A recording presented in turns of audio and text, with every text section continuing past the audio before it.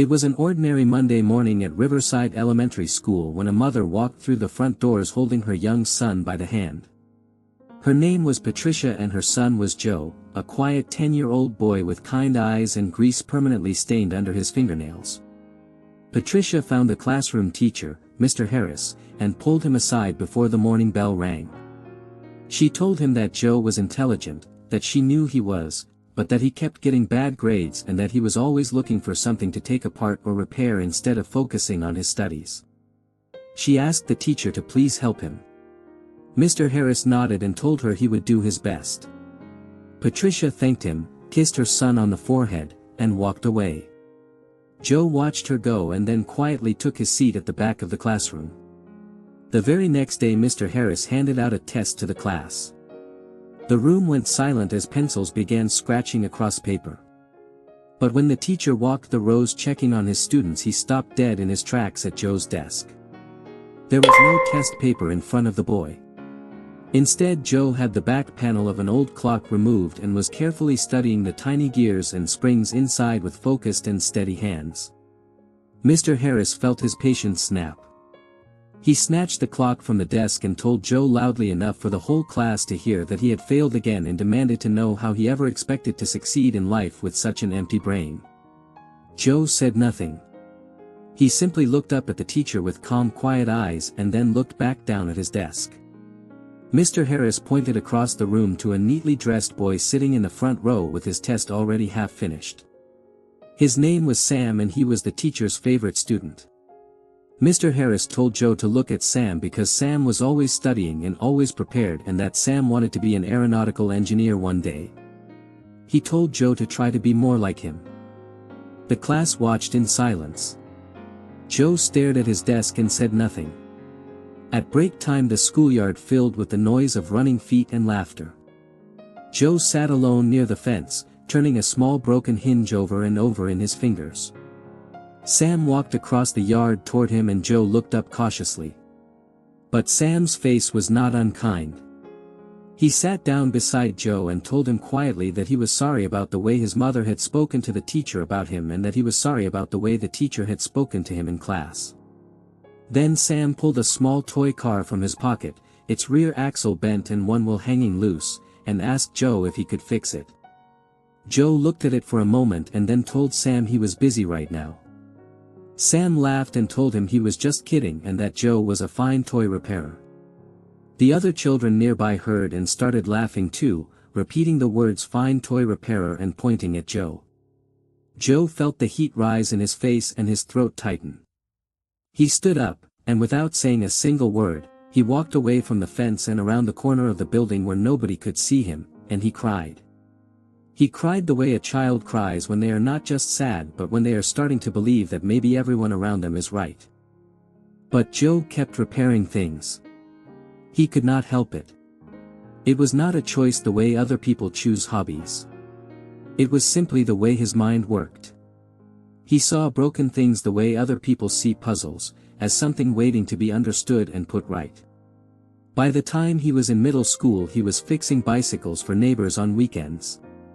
By high school he was rebuilding small engines in his garage after school while his classmates were at football games and parties. He applied for every scholarship he could find and was rejected from most of them. He worked nights at a hardware store to save money for community college. Nobody threw him a celebration or wrote his name in the school newsletter. He simply kept going, quietly and steadily, the same way he had always done everything. Sam on the other hand had a much smoother road. He graduated near the top of his class, earned a full scholarship to a prestigious university, and studied aeronautical engineering exactly as he had always planned. His mother framed his acceptance letter and hung it on the living room wall. Mr. Harris ran into Sam's mother at the grocery store years later and told her he always knew Sam would go far. Sam graduated with honors, landed an interview at one of the most respected aerospace and engineering firms in the country, and drove to his interview in a new car feeling like the future was already his. Sam walked through the glass doors of the building feeling confident and polished. The lobby was wide and bright and smelled like new carpet and ambition. As he waited for the receptionist to check him, and he glanced toward the far end of the lobby and noticed a man in a maintenance uniform crouching beside an electrical panel, tools spread neatly beside him, working with the same calm focused hands Sam had seen once before in a schoolyard a long time ago. Sam squinted and then his eyes went wide. He pointed and said out loud without thinking, "Joe." The man looked up. It was Joe.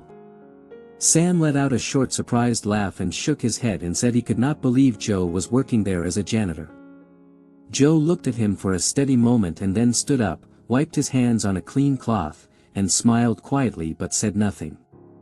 The receptionist called Sam's name and a manager in a sharp suit came out to greet him.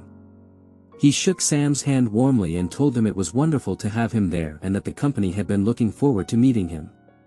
Sam straightened his jacket and told the manager it would be a dream to work at a company of this caliber. The manager smiled and told him that their CEO would see him shortly and to please make himself comfortable. Sam sat down feeling pleased. He glanced once more across the lobby, but Joe was already gone. 10 minutes later the manager returned and led Sam down a long hallway and stopped outside a large office door. He knocked twice and opened it. Sam walked in with his hand already extended for a handshake and a confident smile already on his face. And then he stopped. Behind the wide oak desk, in a chair that faced a wall of windows overlooking the city, sat Joe. Not in a maintenance uniform. In a clean pressed suit. Joe turned around slowly and looked at Sam with the same calm quiet eyes he had always had since he was 10 years old, sitting at the back of a classroom with an old clock in his hands. He was the CEO. Sam's mouth opened but no words came out. Joe stood and shook his hand and told him it was good to see him and to please sit down. Sam sat down slowly. His confident smile had disappeared completely. He looked around the office at the framed patents on the wall, the engineering awards on the shelves, the photographs of Joe shaking hands with industry leaders and government officials. Joe leaned back in his chair and looked at Sam gently, without cruelty and without bitterness, and said that he had heard Sam was interested in joining the company. Sam nodded, still unable to fully find his voice. Joe told him that the company valued hard work and creativity above everything else and that he was happy to consider his application fairly. Sam nodded again and said quietly that he appreciated that more than Joe knew.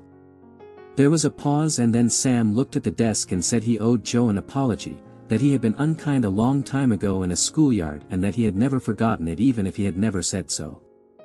Joe was quiet for a moment and then told Sam that the things people say to us when we are young can either break us or build us, and that he had chosen a long time ago to let those words build him instead. Sam left that office a different man than the one who had walked in. He got the job. He worked hard and he was good at it.